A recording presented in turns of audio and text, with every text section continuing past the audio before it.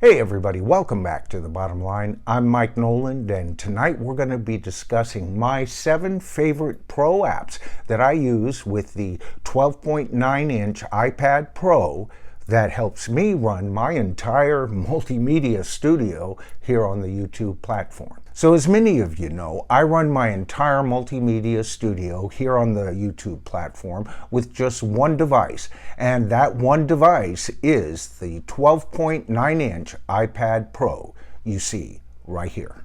But first, I'd like to thank everyone that's been watching our videos. The response has been great, and we couldn't be more happier.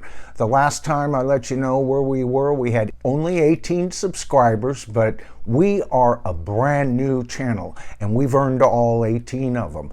But now I can say we have now earned 22 subscribers. In just a couple of days, it's gone up quite a bit. And again, I'm very impressed with it, and we're very thankful.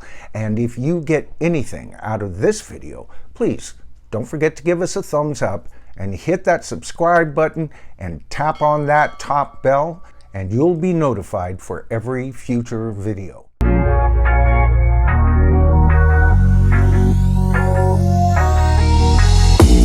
So these are my 7 favorite Pro apps that I use with my iPad Pro, and a couple of them I've already introduced, but we're going to have a look at them with this video as well. So let's take a look at how my iPad Pro is set up basically by taking a look at my home screen and, even more importantly, my dock. So as you can imagine, my needs with a multimedia studio, the home screen dock is a high real estate avenue to explore. And I'll explain why, in order, it's set up the way it is, and where those 7 Pro apps that I want to feature tonight are. Okay, so the first thing I have is my systems, and obviously you always want to have your system on your home screen dock. I can't imagine anybody not having their systems app. I at least find it important. And so that's always the first one that I have. So the next one up is, of course, files. Now files, I'm not really going to go over too much tonight, except for obviously, it's good to have it there. We've discussed that in past videos. I use it to connect with my 2 external hard drives primarily right now, but we'll be exploring that in future videos. So enough of that. Let's get on to the next feature I've got on my dock, and that's, of course, Photos. Now, Photos is a very important app to me because I'm always accessing my footage shot through the Photos app onto LumaFusion. And so that's why it holds the position in the hierarchy on my dock. So that leads to Safari, and it's pretty self-explanatory why that's on there. You always need a good browser at every moment if you're running any kind of operation on YouTube. So that's why it's there. And then TubeBuddy. I've joined with TubeBuddy. I haven't even begun to use its tools yet because we're so young. So that's why it's there. It's just a little reminder, you know, to me. Every time I look at my dock, TubeBuddy's waiting to be explored, and it needs to. It's almost there like a triage setting. You know, it's the next patient that gets to be seen by the experts, so to speak. So that also leads to Facebook. I am on Facebook, and thanks to anybody who has come on board through that avenue. And so obviously that's the next one up. And that leads to Messenger. And Messenger is an important communication tool there on Facebook as well. Now that leads to the first app of note we want to discuss tonight. And that's an interesting word to use because that app is called Notation. Let's take a look at it.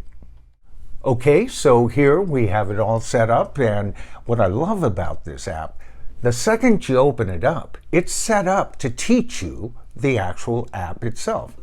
And what I mean by that is take a closer look with me. So when giving attention to the screen, you can see that it's all set up to help you learn the entire app. Now, right now, I am still learning this app, but I can see here, tap anywhere to start typing, tap the plus above your keyboard to add content, highlight text, and use the bar above your keyboard format there. This bar scrolls to very familiar terms, and you can see that the app is set up to help you in a variety of ways, and it is basically set up to be the hub of your entire studio. So we'll go into that further in the future, but I did want to introduce that tonight because I did mention it in past videos.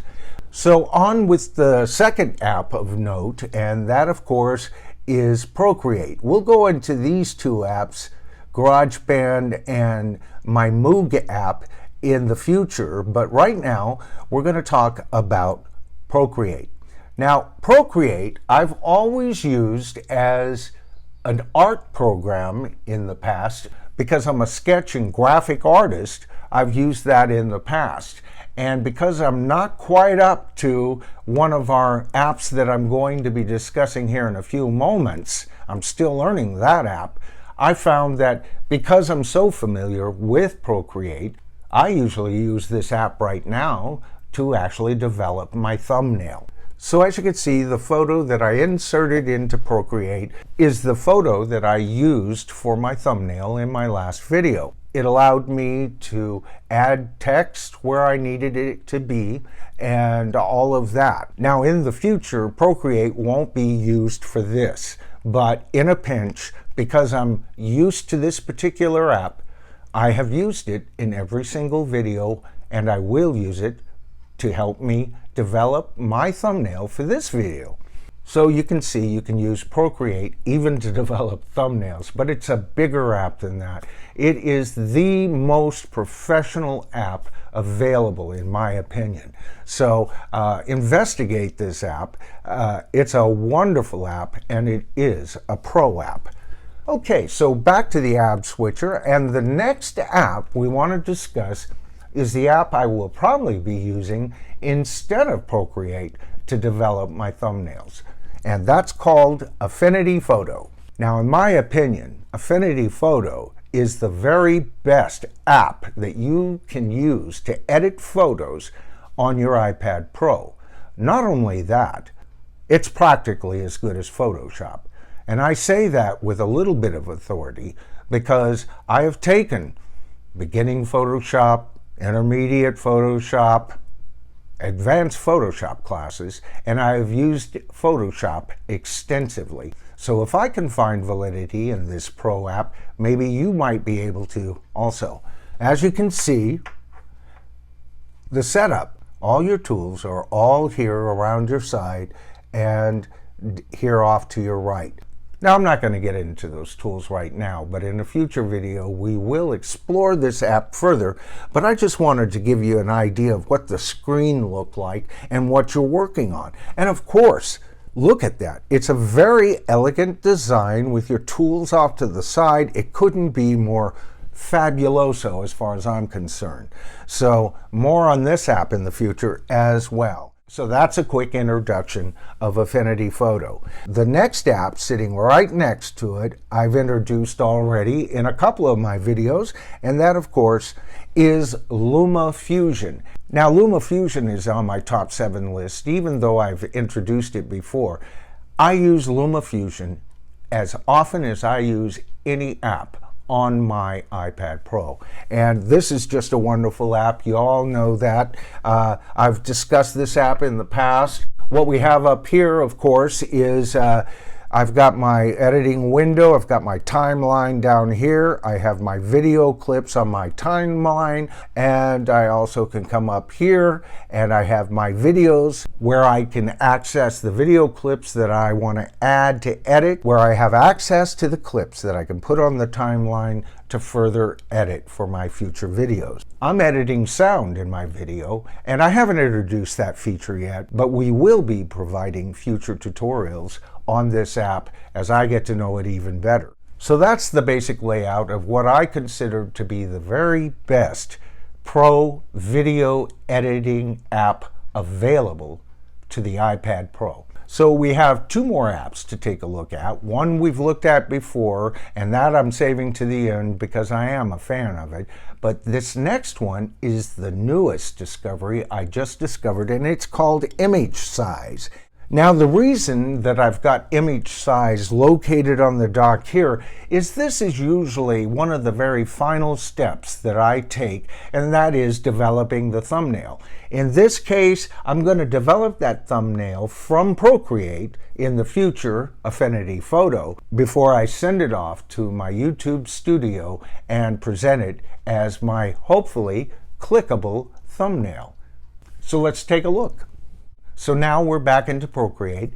I'm happy with what I've got here, and it's time to send this thumbnail that will hopefully attract attention as a PNG, exporting.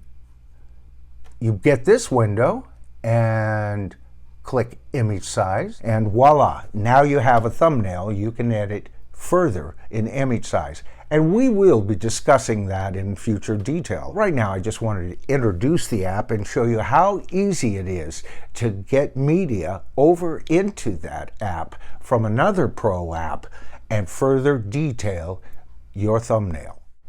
So that leads to the seventh app we're going to feature tonight, and that, of course, leads to the familiar backwards S of Shift Screen for X. We're going to click that open real quick. And as you can see, I'm using that app right now to analyze all of the analytics that are provided to me through YouTube Studio, the YouTube Studio app that I prefer to access through Safari, because when you access it through the app itself, it takes me to a less preferred window. But other than that, the app is fine. I just prefer to access it through a web browser. Now, the web browser isn't my preferred Safari, but it's still a very good web browser, and it gets me to the exact same information and presents that information just as beautifully as the iPad Pro would through Safari. So that gives you an overview of my favorite 7 Pro apps that I use daily on the iPad Pro. If you got some useful information tonight, please give us a thumbs up. And don't forget to hit subscribe to the tribe and hit that top bell notification, and then you'll be notified of future videos coming out shortly. And thanks for watching The Bottom Line, and I'm still Mike Noland. See you the next time.